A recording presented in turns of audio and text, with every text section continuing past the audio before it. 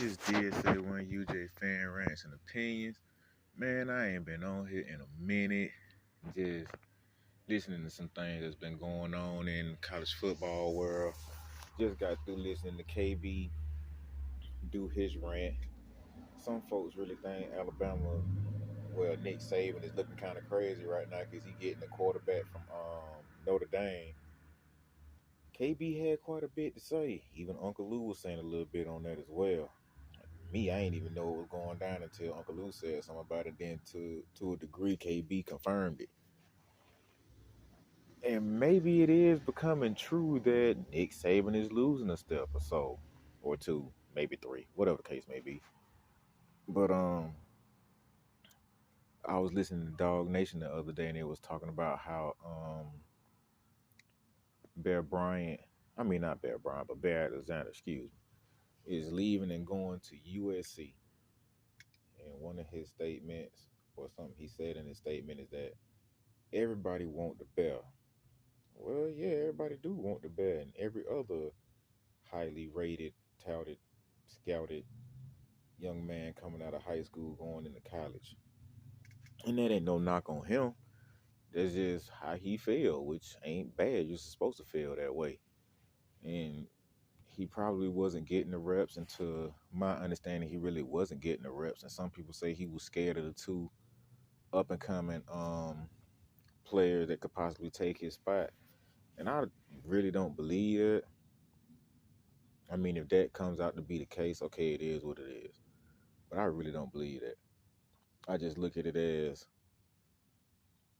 UGA, once again, has too many scholarship players and they needed to make room. And I think so far, there are either 12 or 14, I could be wrong on that, players that have transferred out, including Bear.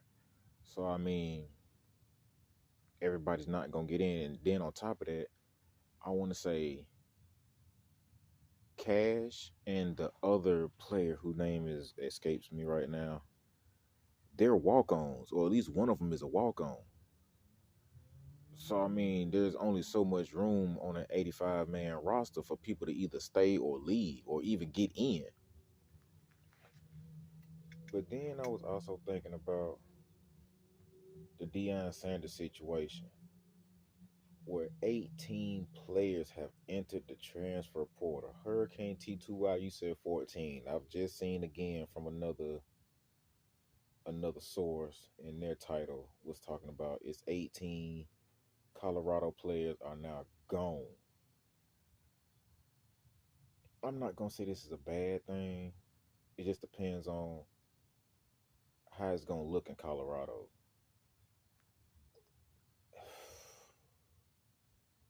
18 players?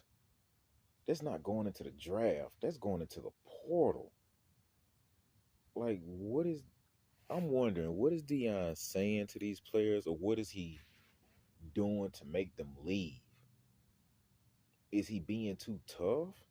Yeah, if you're being too tough and a culture that's not really built around that, yeah, once you get people who are relaxed and used to just going through the motion and that type of atmosphere that's supposed to be very competitive, and you're not really winning a whole lot of games, and then you got a coach that's coming in telling you, look, we finna win some games. Y'all either gonna be on board with it or you can leave. Some of them decide to leave, especially when he first got there. I want to say it was like between 4 to 10 players that left when he first got there. So you add that on to these that are not just up and gone. Since I've been watching college football, I have not, I take it back. Since the transfer portal has become such a big thing within the past 2 to 3 years, I say two at the most, 18 players that have not went into the draft. I have not seen that many players just up and leave one particular program. Maybe 18 players in all from multiple programs, but not from one program.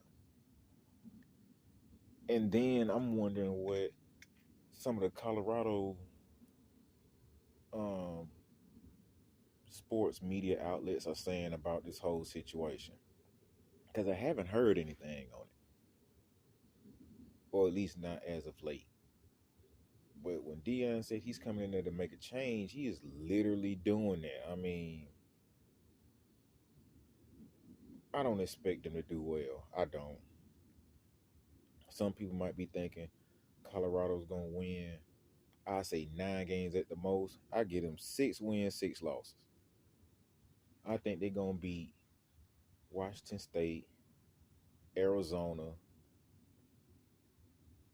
um, Stanford, probably Cal. That's four, and two other teams whose name I can't even think of right now. I give them 6 and 6. I give them that 6 and 6 or 5 and 7. His first year, I give them that. I seriously doubt they make a bowl game this year unless a team opts out or just say they don't want it. I mean, don't get invited. Well, nah, that don't sound right. They just say bump it, we don't want it, and then Colorado gets put in. But other than that, I don't see Colorado like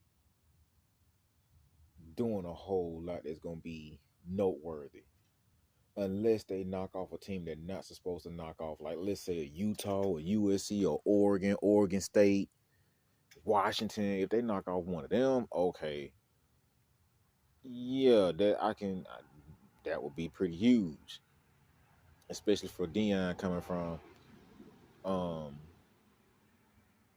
coming from JSU up there.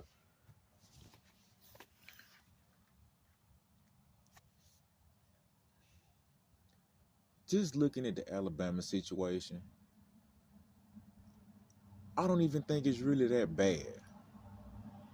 Just for the simple fact that you're bringing in a quarterback, even though he's coming from Notre Dame, and from what KB was saying, which is Kangaroo Black, from what he was saying, dude didn't look too well up there. So he's going against Jalen, I just say Milrow and Tyler. I think that's his name. Hopefully I'm not getting it wrong. But anyway, he going against both of them. And I think both of them know the playbook way better than he do with him just not getting there. You do have 5 to 6 months or 4 to 5 months to learn some things, but I don't think he's gonna beat them out unless that offensive style just works for the quarterback from Notre Dame.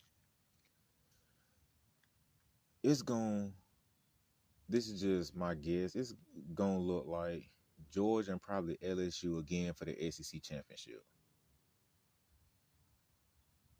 I mean, KB was saying that they need a game manager. I mean, it can be done. Georgia has played with at least 3 game managers. Well, I take that back. Two game managers under Kirby. One didn't work out so well. He started to look like hot donkey butt as, as, as his season went on. But then you get Stetson, a.k.a. what folks call him, Stet Quavius. He come in and show out and wins 2 nationals, even though in the first one he was looking a little iffy around there. Will Anderson was getting at him. But I'm not going put up the notion or say that Alabama's completely a team that you can sleep on. I'm not going to say that. I'm not going to sleep on Alabama. To me, Alabama is still a threat. As long as Nick Saban is there, Alabama's still going to be an issue. They are still a problem. So until Kirby god dang knocked them off at least another 2 times, so that'll be 3-7. Because I want to at least try to even it up or at least make it 5-7. So it's like, okay, you got 2 wins over on Georgia, but Georgia still beat you 5 times. I can deal with that. And I'm saying it to the aspect of depending on how I go with Nick Saban, if they don't come out and be the monster that we've seen them be in the past, or Georgia just comes out and gives them that much of a fight within the next few years that